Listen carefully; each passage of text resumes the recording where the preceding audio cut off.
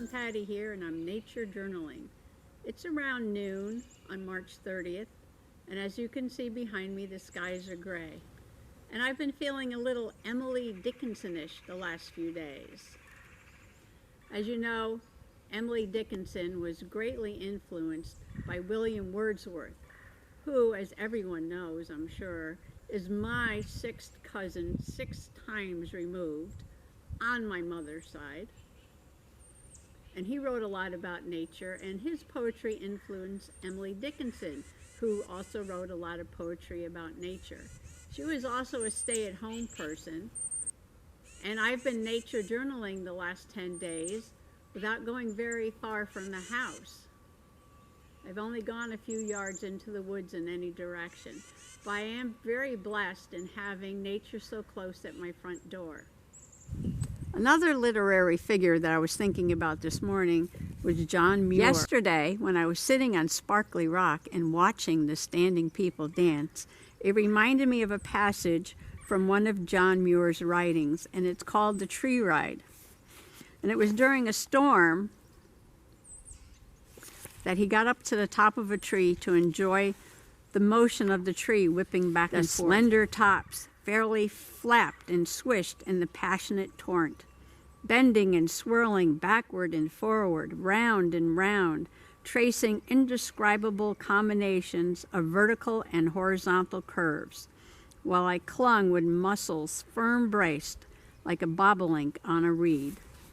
And just the image of John Muir clinging to the top of a Douglas spruce as it swayed back and forth violently during a storm in Yosemite Valley.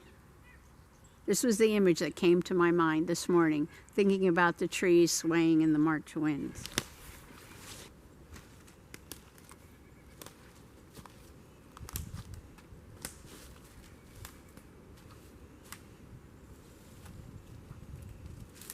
Right now I'm headed off into an even wetter part of our wet property.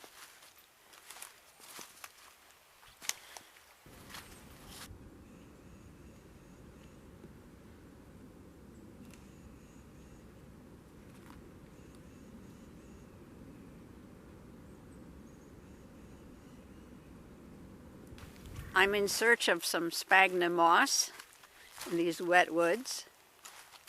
I discovered a couple of patches last year when I was out here.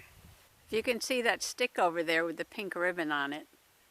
That's how I marked my discovery last year. It's not a very good system though, because some of the sticks with pink flags in the woods, I go back and look at the stick with the pink flag and I have no idea why I put it there. So maybe tomorrow I'll start mapping out my discoveries.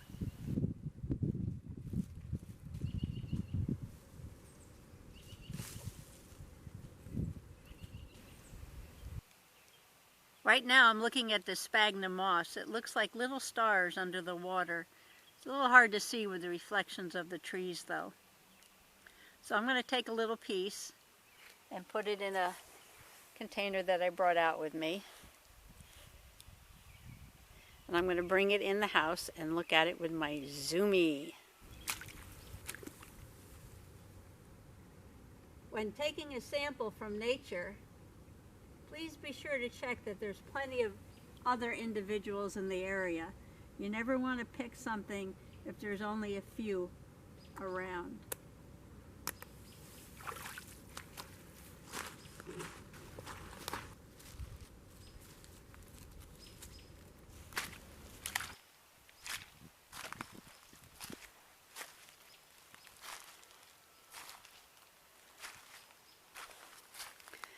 And in this little boggy area, there's some more Spagna Moss.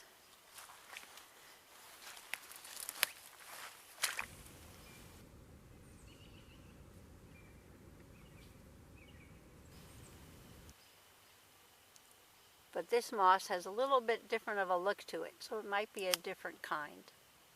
So I'm going to take a little piece of this also and look at it and see if it's the same one. Well, I just spent the entire afternoon playing with 2 little pieces of moss. If you look at my nature journaling page, I have my metadata, my thought from this morning. What's the first thing you do in the morning? Well, I get out of bed, go directly to the window, open the curtains, and look out. What was on my mind today? Books and Bogs. Then I put in my quote from Henry David Thoreau about the swamp being a sacred place, a sanctum sanctorum. There is the strength, the marrow of nature. I love that because I love the wetlands. And then I spent quite a long time doing a comparison study. First thing I did was draw the two little pieces of moss. One was small and delicate, and the other one a little larger, more robust. Another thing I noticed was from the top of each piece of moss, this one, the little one, looked like a star. Whereas this one, the branches at the top were thick and plump. The stem on this was very delicate. And the stem on this was brown and sturdier. The branches were larger on this one than on this one. When I looked at the leaves under the zoomy, I noticed the leaves on the little one were lance-shaped and sharp and pointy, where the leaves on the larger moss were kind of oval, egg-shaped. At the tops, the edges curled in, and sometimes the points were sticking out at like a 45-degree angle.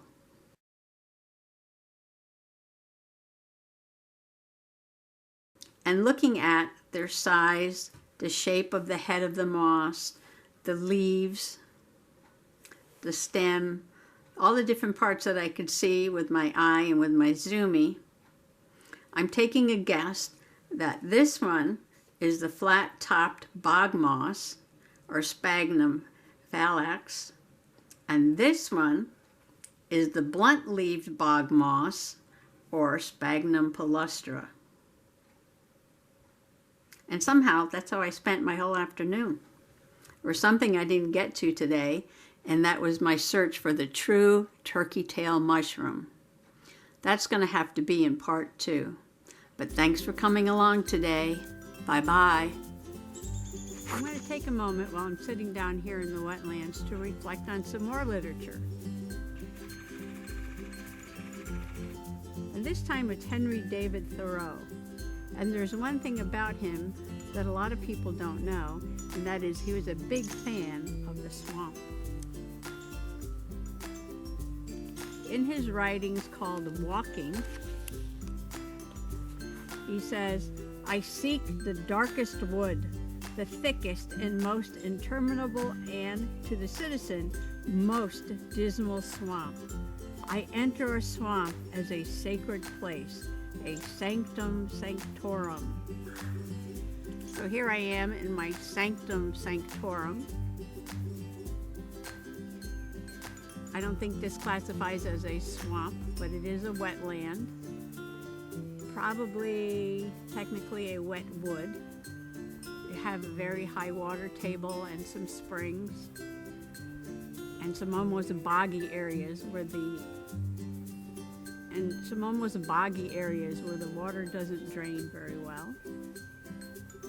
The soil's very acid and very waterlogged, and it's a good place for sphagnum moss to grow.